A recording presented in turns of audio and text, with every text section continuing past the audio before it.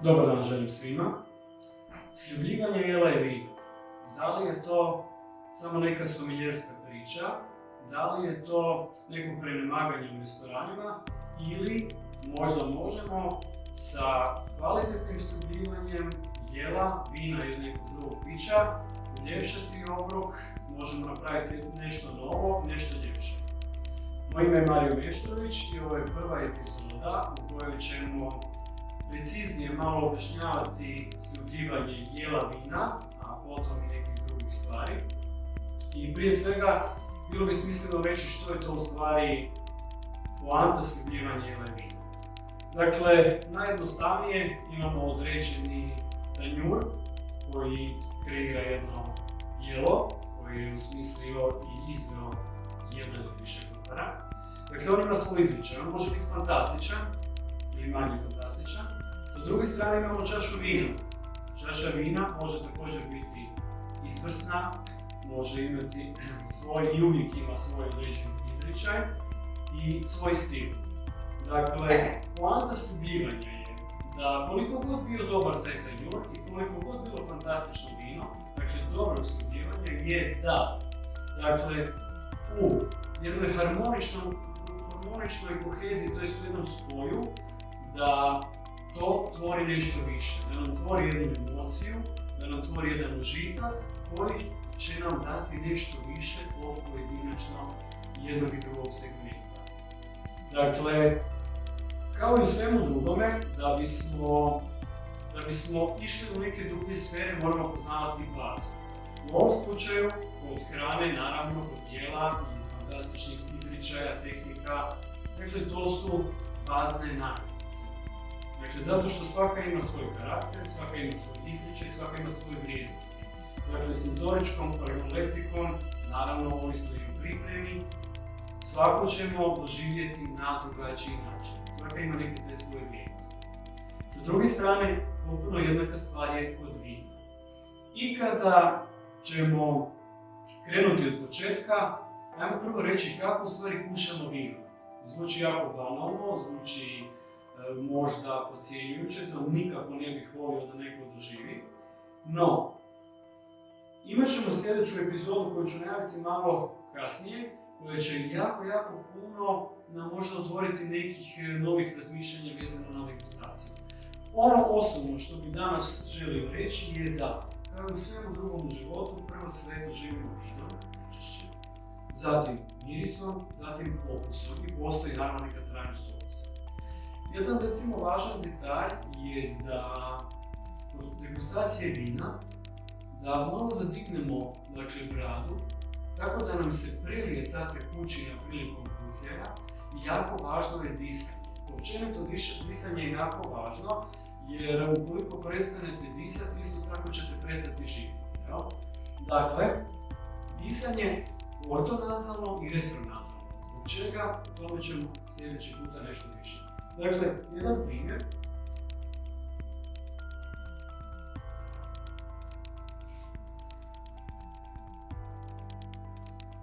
Dakle, još sam napravio jednu tehniku gdje sam povukao nešto zraka preko ugljenog vina. Zašto? Zato da bi se ti hlapivi i aromatski spojevi još više izrazili u slučaju. Zatim sam zadignuo malo vilicu da se prelije cijelom gustoću vinom, jer postoji jako puno segmenata koji nam percipiraju okuse i mirise. Zatim, svakako sam udahnuo, to je ortonazalno, i zatim sam retronazalno ispustio zrak na nos. Zašto? Opet ćemo o tome u sljedećoj epizodi.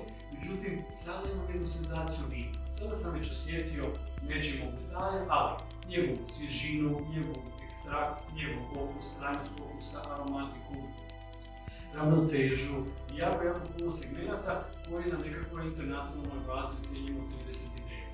No, držat ćemo se glavnih karakteristika kod vina. Sljedeća stvar je kako kušamo jelo. Kao što imamo čašu vina, tako imamo i određeni tanjur u koji je uložen trud, znanje određenog kuhara ili više njih. Znamo da kvalitetni restorani, visokog fine dining izričaja, imaju naravno i sos šefove, i za svaki segment tanjura ima određenog šefa, no nažalost ne možemo si svi to priuštiti. Dakle, jedan tanjur je jedan izričaj jednog kuhara. Meso, primjer, protein, nije jelo. Dakle, to je samo jedan segment. Svaki kvalitetan kuhar, koji poznajem jako mnogo, izvrsnih, dakle, kreira jedan tanjur da on bude cijelina izričaja onoga što je on želi okrenuti gostu. A to znači, on ima 4 segmenta u ovom slučaju koji smo naveli kao primjer. Dakle, imamo ovdje na 6 sati po jedan staro školsko pravilo od kojeg čak i ne morate previše odstupati prilikom servisa. Dakle, imamo ovdje na 6 sati jedan protein, u ovom slučaju smo stavili meso. Ovdje oko 10 sati, dakle na poziciji tanjura imamo tijesto, to je ugljikohidrat. Doduše može biti i krumpir koji dakle odiše često sa puno tendencije slatkoće.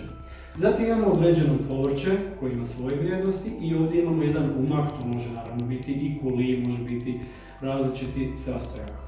Ono što je zamislio jedan kuhar je da kušate sve segmente sa tanjura. Konkretno ovdje bismo na vilicu uzeli komad mesa, tjestenine nešto, povrća. Ovdje imamo slikovito malo dočarano, dakle mrkvu, šampinjon i ovdje možda neki grašak. Dakle, svega moramo uzeti na vilicu i zatim umočiti u lagano umak. Ono što je važno napomenuti je da kakvi su omjeri namirnica na tanjuru, u tim omjerima ih uzimamo na vilicu. Sljedeći korak je, dakle, nakon što smo prije svega vidjeli to jelo, bilo nam je poželjno, zanimljivo, ugodno oku, dakle je prepoznao da je to nešto ugodno. Provjerili smo njegovu aromatiku, dakle zamirisalo nam je ugodno, osjetili smo da jelo ima čistoću okusa, prepoznatljivost namirnica, dopadljivost prije svega. Zatim uzimamo taj jedan kompleksni zalogaj, dakle žvačemo tu te namirnice, to jest to jelo, ortonazalno, retronazalno, to jest ispuštamo zrak na nos. Svi se sjećate kada ste prehlađeni da ne znate što jedete, zato je vrlo važan taj retronazalni, dakle, izdisaj gdje se povezivanjem aroma sa mozgom, dakle, u stvari dolazi do okusa. I, dakle, trenutak kada prelijevamo gutlje i vina je kada osjetimo to jelo u usnoj šupljini kao jednu homogenu teksturu koja ima svoju sočnost, izričaj okusa, ima svoju aromatiku i vi u tom trenutku prelijevate podjednakom kvantitetom vina, taj zalogaj, opet nastavite žvakati, vrlo dobro se koncentrirate, vrlo kvalitetno se koncentrirate i pratite što se događa tom senzoričkom organoleptikom, dakle u vašoj usnoj šupljini. Kakve su vam senzacije koje dobivate? Da li su one ugodne, da li su one neugodne? Sa druge strane, uzmimo primjerice jedan školski primjer jedne mlade kravlje skute koja ima vrlo nježnu strukturu. Uzmemo zalogaj i jako volim koristiti taj primjer jer je prilično slikovit i prelijevamo sa mladim dingačem koji ima između ostalog vrlo moćnu, snažnu strukturu. Ima isto tako puno bogatiji intenzitet aromatike i slojevitost aromatike od mlade kravlje skute i ima prepun je tanina, dakle ima polifenolost. I što se događa? Kada prelijemo gutlje plavca malo preko mlade kravlje skute, dobivamo jednu senzaciju kao da žvačate onu gumicu u školi za brisanje grafitne olovke. Dakle, vino potpuno, mi kažemo to onako laički, pregazi hranu. Sa druge strane, što bi bilo nešto pozitivno i optimalno sljubljivanje? Da nam se ujednače strukture, da nam se ujednači intenzitet aromatike, da nam se ispreplete vino sa jelom, da nam svježina iz vina primjerno pravi jednu fantastičnu ravnotežu, svježine da koja je nedostajala jelu, da nam ne bude teško zasitno, da nam ne bude ga teško konzumirati. Kada se arome isprepletu, kada čak budu arome i okusi kompatibilni, i kada imamo senzaciju, dakle to je ono nešto najviše, kada imamo senzaciju da je vino dalo senzaciju okusa novu koja ne postoji kao namirnica u hrani. Primjerice, imate osjećaj u jednom desertu da se pojavi odjednom prelijevanjem vina određeni džem od šljive koji ne postoji. Ali spomenuo sam plavac koji odležavanjem dobiva jednu aromatiku džema od šljive. Eto, dakle, to bi bilo što se tiče poželjnog i nepoželjnog osljubljivanja. I ovo vas pozivam da mi ništa ne vjerujete, zato što sve treba probati, dakle ne treba vjerovati na riječ. I još bih spomenuo koje su to vrijednosti koje malo valoriziramo kod hrane. Primjerice, spomenuo sam vrlo važna, osnovna je struktura. Ona mora biti ujednačena. Aromatski intenzitet isto tako mora biti ujednačen. Imamo određenu tendenciju slatkoće koja će nam doći nekada od masnoće, nekada od ugljikohidrata, nekada od glikogena, dakle nekada od kombinacije svega toga koja će trebati ravnotežu, određenu vrijednost u svježini. Isto tako svako jelo ima određenu začinjenost, ima određenu sočnost, ima određenu trajnost okusa. Dakle, želimo da nam jednako traje okus vina kao što nam traje okus jela. Dakle, masnoća i tako dalje, to su samo neke vrijednosti koje ćemo obrađivati, ali to ćemo svako pojedinačno jelo obraditi malo preciznije, jer ono što nekako doživljavam da smo nekada u životu previše površni, međutim, kada se koncentriramo na neke detalje, možemo dobiti nešto više. A kao što znamo, svi u životu volimo nešto više jer sa tim dobivamo nešto bogatije od onoga što smo očekivali. I to je ugodno iznenađenje, uvijek ugodno. I ovom prilikom ću najaviti sljedeću radionicu koja će biti tema neuroenogastronomija.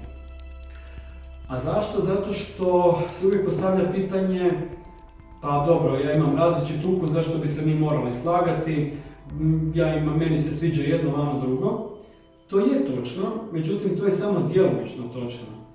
Zato što se radi o puno kompleksnijim vrijednostima, radi se o puno kompleksnijim osjetima, radi se o nečemu što je uvježbanost određenih mišića, dakle u našoj fizionomiji, dakle u našoj anatomiji.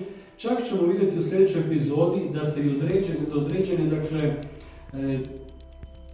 bolesti ili disbalansi u organizmu mogu tvoriti neke spojeve koje će utjecati u kombinaciji sa našim vinom, sa našim jelom i sa našim sokovima usne šupljine. Dakle, dobit ćemo nešto drugačije izričaje i naravno samim time emocije koje mogu biti ugodne ili neugodne. Hvala vam lijepo, ovo je bilo sve za prvi puta, lijepo vas pozdravljam i u slastavu.